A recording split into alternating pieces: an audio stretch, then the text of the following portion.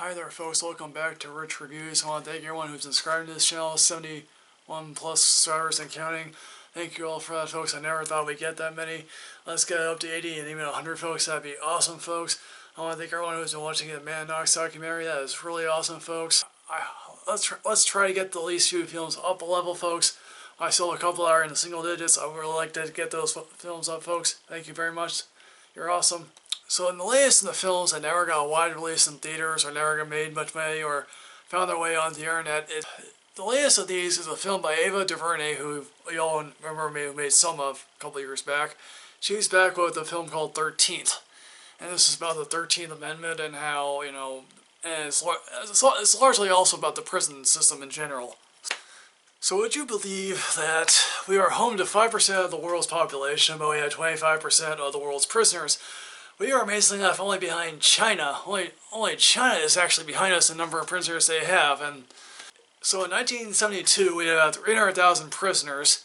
Today we have 2.3 million. And again, as I keep repeating myself, China is directly below us with just over like 1.75 million, I think. As the talking heads say in this film, you know, those people who decry the costly nature of the prison system are really not really willing to do anything about it, basically. They don't really want to reform it. And so when the 13th Amendment was being crafted here, they specifically had a clause in here specifically saying if you're a criminal, you're specifically stating the punishments for criminals, basically, here, in which you're able to hold you longer. Ending of slavery left the Southern economy in ruins. We all basically know that. And the South was figuring out what to do next because we all have this really cheap labor here, and basically they decided, well, we'll do everything in our power to make sure the former slaves basically help rebuild our economy. That includes chain gangs, working the fields, you know, doing everything in their power to make sure they know where their places in the Southern hierarchy here. And so then of course, you know, then it comes to open terrorism, and when open terrorism really doesn't work or comes out of vogue with the KKK, they go to Jim Crow laws, obviously. So then we go to D.W. Griffith's Birth of a Nation, which is a huge hit in theaters, basically, for the time, and basically shows, you know, very negative portrayal of African Americans in general, and how, you know, they were brutes and beasts, and how they would take every advantage to rape white women, and basically, and that, you know, which is another myth because, you know, white people, you know, white men raped more black women in the South during slavery times, I guess. This, however, I guess, you know, again, this glamorized view of the Klan leads to its revival, and that's how it dominates the 1920s, basically. In the 1924 Democratic Convention, there were reportedly 300 delegates who were actually Klansmen. So civil rights leaders in the 1950s and 60s used the media to turn the head of the notion of getting arrested, to turn the attention on the fact that, you know, Jim Crow's laws are unnecessary or unequal, you know, that, yeah, it's basically, you know, the early baby boomers, the late 40s, were now adults in the late 60s, and they were, you know, not as complacent and, you know, about the earlier generations here. So the prison population at this time, in the preceding years, was relatively flat, and it didn't go up or down fairly quickly. Again, this all changed in the 1970s because, and Nixon was the law and order candidate, basically, and basically he talked about the war on crime, and basically that's all he talked about was the war on crime, and that basically, hey look, I'm not the ones destroying our cities, the black people are the ones destroying our cities. The civil rights movement that was shaping in the 1970s, Nixon was trying to fight against that because he felt threatened, basically. He compelled the Southern whites, hey look, you know, the Democrats offend you, I'm welcoming you into our society, our club, and so, you know, basically saying, I'm going to bring the law and order here, you know, you can do whatever you think is necessary. So, beginning with the Reagan administration, Ronald Reagan was determined to make war on drugs a pressing issue, and he was more, this is when it literally became a war on drugs, as compared to just talking about the war on drugs, basically. And I guess you all remember Nancy Reagan's Just Say No, again, Charlie Rangel's interview said he did, and basically he felt compelled to go along with this. I had the D.A.R.E program in elementary school, folks, and trust me, I don't think that there was a bigger waste of time than the D.A.R.E program, because the D.A.R.E program showed it wasn't working, you know, eventually. I remember the PSA commercials when I was younger, about worrying about not being a junkie, basically.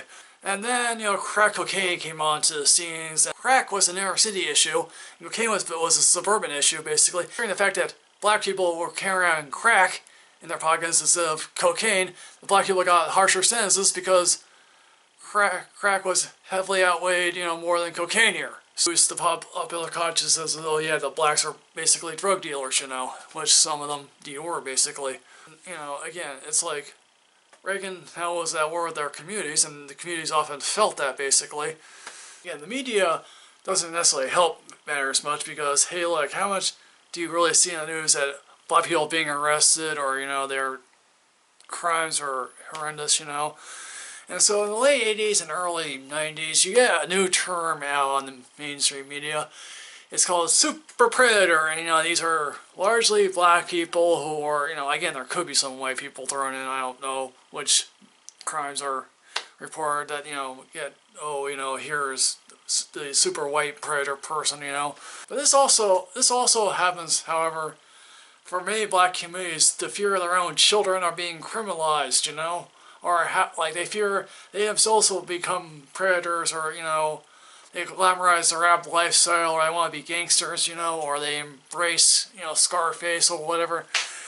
So this leads to the Central Park jogger case in which that woman thought she was raped by 5 black people or something, and good old Donald Trump is basically out in force saying, oh, we need to bring back the death penalty, and guess what? These people spent 6 to 11 years in jail before DNA evidence proved that they weren't the rapists, that someone else did this. And has Donald Trump apologized? No, because he still privately thinks they're guilty, I guess. This all leads to one of the more infamous examples of political campaigning you'll probably remember in a long time. The Willie Horton ad. Iowa Dukakis obviously believed that, I think people should get furloughs, weekend passes, out of prison for, violent offenders. And it's like, Dukakis had a double-digit lead on Bush. Bush then, decided, okay, I'm going to show this ad here, playing off people's fears of crime, and, sometimes violent black men, okay, here you go. And, of course, that also leads to that infamous debate moment of whether, when you ask for a death penalty if your wife was murdered, and he basically, that single-handedly killed Dukakis right then and there. This, however, led to a period of years and campaign cycles specifically about, you have to appear tough on crime. You can't appear tough on crime if you want to win elections. And it's like the Democrats, for numerous years, didn't want to touch this issue, got defeated by this issue. And then Bill Clinton said, hey, we're going to appear more moderate on this issue, but we're going to have to really focus on what we want to do here. And Bill Clinton, when he got elected, was still trying to figure out how do we sell this stuff to people. Then a series of high-profile murders happened. And then, basically, he decided, okay, the 3 strikes are allowed for violent offenders. 3rd strike, you are indeed out. You're going to prison for a very long time. Take away judicial discretion away from the judges. And, parole, in my state, I think it's like you have to serve 8% of your sentence before you can at least be considered for possibility of getting out. But parole, in some states is gone, So one of the things here is, where is the black leadership in all this? Well, you can probably thank J. Edgar Hoover for that, because he thought the rise of the black movement was, oh my god, the sky is falling, because there weren't any more communists to hunt. He thought, okay, I'll go after the black leadership. And wham, bam, boom, the black leadership, by the time the 90s rolled around, was either dead, in exile, or they were teachers, basically, talking about the movement back then. This also leads to, the Stand Your Ground law, which about George Zimmerman wonderfully got off, and how Jeb Bush, who was former governor, basically was commenting once and said on the news when this all was happening, I knew that this was the end result of this. I would have asked for I would have asked probably more for a stricter set of rules, I guess. So Ava DuVernay, when she is talking about the crime bill and stuff, she basically holds Bill Clinton's feet to the fire here. She also interviews, Newt Gingrich, Grover Norquist of all people, and they realize, yeah, this might have solved some stuff, but it'll create a whole bunch of other problems. And Bill Clinton has said in recent years, yeah, that seemed like a good idea at the time, and now it seems like, yeah, I create a whole bunch of other problems here. I'll get to a section of this documentary in which I think to myself, This section would make a great separate film in and of itself, and that's the private industry prison system industrial complex. And one of these is ALEC. I'm not going to explain the name of how that acronym spells itself out because you have to look it up yourself. I'm not going to do it right here. But they're a political lobbying group, and one of the former ALEC members is interviewed, and he's now a, state senator. Basically, ALEC is a political lobbying group with a mixture of politicians and corporations mixed in together. And basically, basically it's the unholy alliance of all political groups, so again, they're in the private prison business basically, and they need to fill up those prisons. So when asked about all these specific things, the ALEC guy, who is in there basically says, no, this is not necessarily the case. No, we've changed, we are not in this position anymore. And clearly you can see the smoke coming out of those person's ears. The private prison industry, was for a while was booming. Now it's probably, again, it's on its last legs. And again, it's like, again, this thing is a cancer, and they're trying to get rid of the cancer, and now basically they're trying to find a new cancer to evade, and that happens to be privatization of, bail and parole, basically. GPS systems are the next big thing, because guess what? They can monitor everyone, and basically everyone who is getting off parole is all black, basically, here.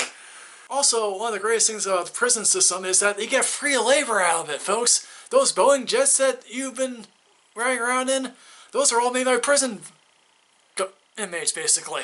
Another section of this is actually, basically about, how people get out of prison and such, and I think John Oliver did this remarkably well if you ever watched Last Week Tonight. Thousands of people are in jail because they're poor, they cannot make bail, they have to wait for their, case to be heard, and here's the thing. You know how we all see Law and Order or some other court shows that, they get their day in court, they can prove that they're innocent or guilty, basically. Yeah, those are rare exceptions, because we have created a system in which basically you plead guilty, folks. If we actually had a court system, the court system is not designed to hear all cases, basically. If it were that, it would shut down, spectacularly. Again, they interviewed this one kid who refused to take a plea deal. He spent 3 years in prison. He eventually got out.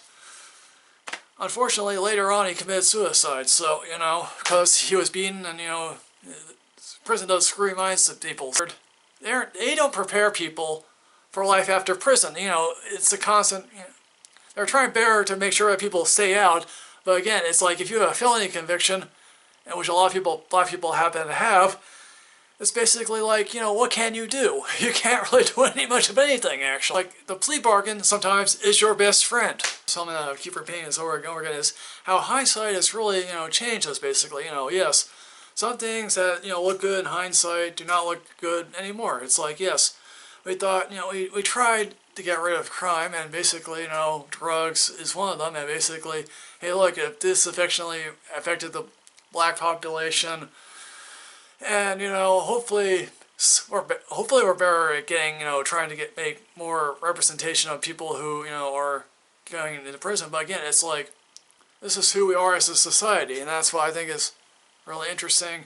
We do hear a lot of voices from the right, we do hear a lot of voices from the left. Van Jones, obviously, is one of the leaders here. W. Kamau Bell, who did a Frontline episode about policing, that's also, you should really check that one out.